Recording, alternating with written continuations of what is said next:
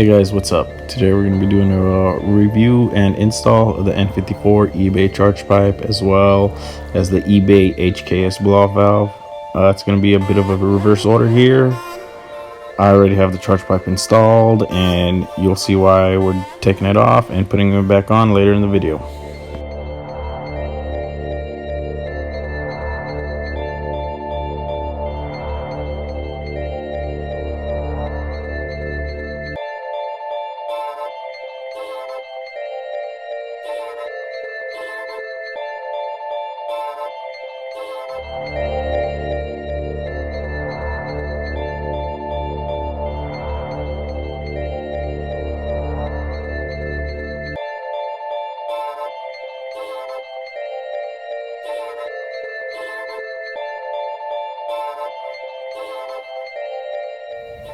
Alright guys, this is it. Right now we're gonna see if we could install the O-ring and the snap ring on the HKS blow-off valve without having to remove the charge pipe.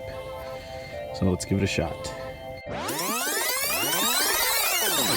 Reverse order here, taking it off and putting it back on later in the video. Alright guys, right now we're on our way to Lowe's because we need an O-ring for this little guy. This isn't the one I'm using. This is one that comes with the kit. The inside is the same, so instead of bringing the whole charge pipe with me, I brought the little extra piece, and let's see if we can find an O-ring that fits in here.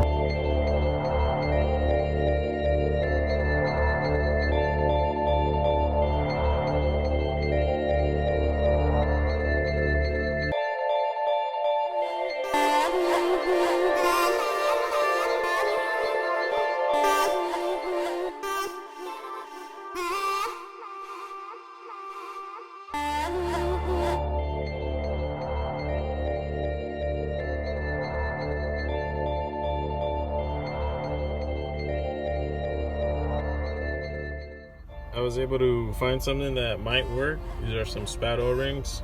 They're the closest I could get to it. Right here I rolled this out because the rubber ring is actually the size of the inner circle. So I had to roll and stretch it out. And I can already tell it's gonna be a big headache trying to get this thing put on. As you can see right there, it popped off.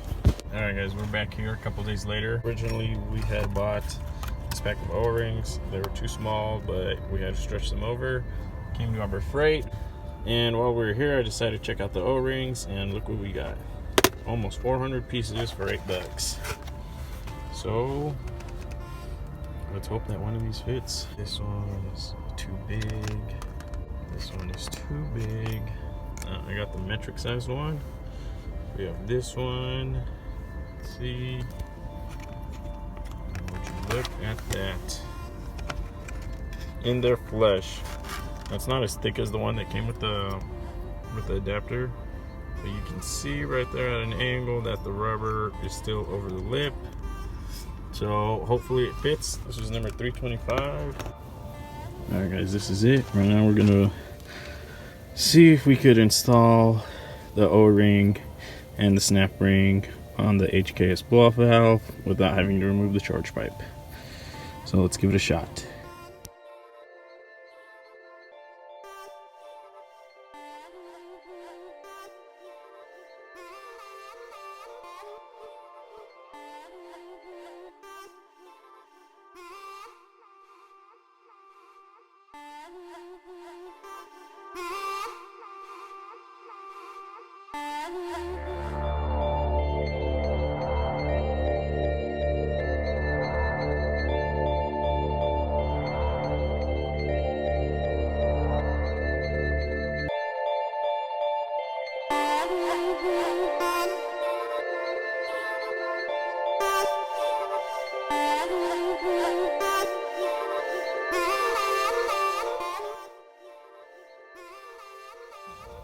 Alright guys, this isn't going to work with the charge pipe in the car, so we're just going to go ahead and pull it off. We do have to pull off the two intakes right here, and then there's a C-clip for the throttle body, and then the hose clamp down here. So let's go ahead and take that off. Alright guys, up until this point, my stock charge pipe has already been removed. I understand some of you are still going to have your stock charge pipe. So to remove your stock charge pipe, if you have the dual cone intakes, you You have one vacuum line that goes to the diverter valves that you have to remove, that's on the intake manifold behind the throttle body. You have a T-map sensor which you have to unplug, that is behind the charge pipe. You have one T30 bolt holding the charge pipe down. You also have to take the clip off on the charge pipe that keeps it on the throttle body. And your charge pipe's gonna have one hose clamp that attaches it to the lower charge pipe. That also has to come off for the charge pipe to be removed. If you don't have the dual cone intakes, you could look up N54 dual cone intake install, and that'll get you up until the point where we're at right now. And your charge pipe also has two diverter valve hoses that go to the turbo inlets, which you just twist off and pop off. We already got the dual cone air filters out. Now for the charge pipe, the C-clip over here. This bolt right here for... I did forget to mention, you do have the map sensor back here. The map sensor uses a connector that has a tab, and you have to pry that tab up. You slide the connector off. Also, don't forget to just disconnect this vacuum line. Just squeeze the two tabs together and pop it off. That way it moves around freely and you don't risk breaking it.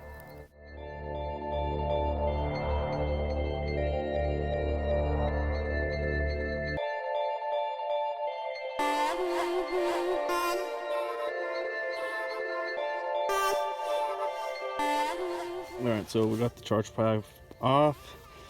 I don't know if you noticed when you saw me pull it off, I didn't just pop it straight off the throttle body. I had to twist it, and that's because the fitment is not 100%, but you'll see more of that when I install it. Right now we're going to try and out this Harbor Freight O-ring, and we're going to see if we can get the HKS blow-off valve on here out of the car. So let's give that a shot. Also, earlier in the video you saw me take off the two power steering reservoir nuts. Go ahead and do that now, just so it moves around freely and gives you a little bit more room to work. So I figured, since if you guys do get this, you're gonna have this stuff separated, so I might as well start the DIY video right now.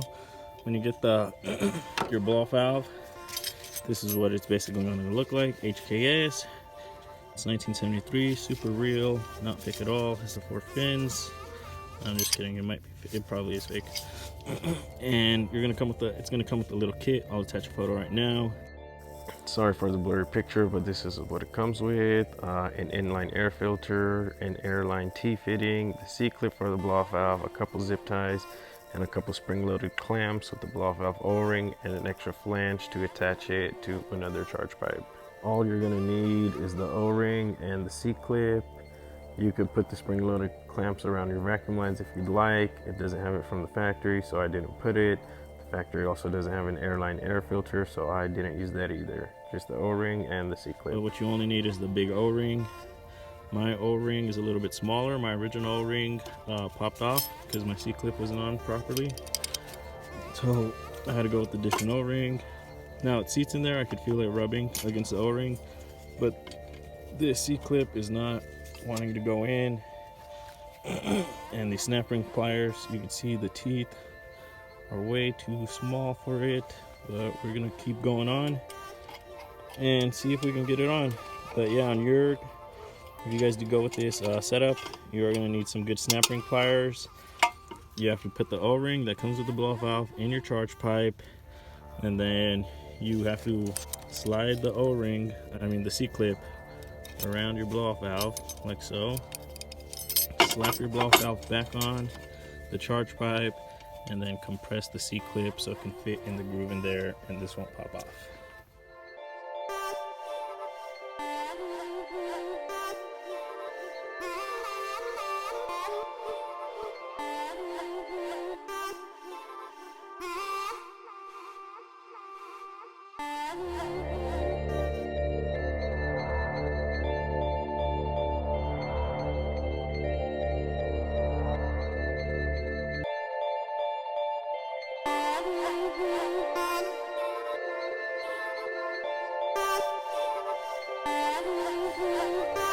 Alright guys, I don't know if you saw that, but the snap ring pliers I got did not want to work. I don't know why. They aren't even, that might be why. But the needle nose pliers that I bent down at an angle, got it on the first try. And I think my problem originally was that I got the snap ring seated Originally I had the snap ring seated on one side, but I don't think I walked it around. Once you get it seated, walk the ring around. Make sure that it's in the groove. Right there, I just heard it snap in the groove. I think it's in the groove now. Hopefully it doesn't pop off. Now this popped off and I created massive amounts of boost. No, I'm just kidding, but it did pop off because I was in 6th gear and I floored it and kicked it all the way down to 3rd gear, and I think the boost spiked, popped this off. Originally, I thought it was my boot, but when I got home, I checked it out and it was this blow-off valve, and the O-ring was nowhere to be found. So this Harbor Freight kit, I think it's gonna work out pretty good because the blow-off valve has no up and down play. From what I can see, the C-clip is in all the way. Let's make sure of that. Don't want to install this and have this pop off again. Okay, it's in there all the way now. Looks good. So overall condition of the charge pipe, it's all right. It is powder coated black. As you can see, there are some scuffs on it here from packaging of some sorts, where it is missing paint. It's pretty good overall. Now, doing the swap, three things you have to do. This is the old charge pipe. You need to remove your O-ring from your old charge pipe, put it on your new charge pipe. It doesn't come with an extra O-ring, so you have to take it off from your old charge pipe and put it on the new one. Second, your map sensor back here, I think those are 215s. You have to remove those, pop your map sensor off with its O-ring. You have to put it on your new charge pipe. Now, new charge pipe, the threads are different. They're fine threads, they are not coarse threads like the old charge pipe has. You can see on the screws. So you put your map sensor in there and then you screw it down. And that's it for that. Now you're going to use your old O-ring, your old map sensors, the new screws, and your old C-clip. Now this charge pipe is pretty cool because it has a meth injection port right here. It is close, a little bit too close to throttle body. I would have liked it to be over here for future meth injection, but I don't know, we're not doing that right now, so I don't know if I'll keep that or tap a new hole here. So now we're gonna go install it, and you're gonna see how we install it because it's a little bit tricky. It's not, it doesn't go right in like the OEM one because it is cheaper eBay quality, but once it's in there, it sits all right. Your charge pipe will come with this boot. This is where your old charge pipe connects to. I suggest putting the boot on first and then the charge pipe. There's really no other easy way to do it. The boot is angled. I'm gonna try and copy this angle I have right here. It's kind of just, instead of the angle going up or down, the angle goes to the side and then straight up. Now the only problem with this charge pipe is that it does rub right here. All right, so to install this, put it under here. Now slide it into the boot, but do not tighten the boot, just leave it loose.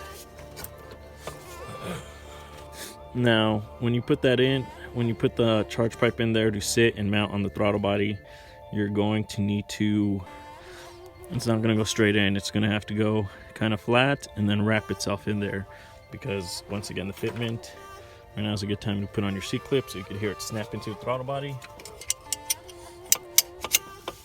Okay, so we have to push this a little bit forward, bend that boot.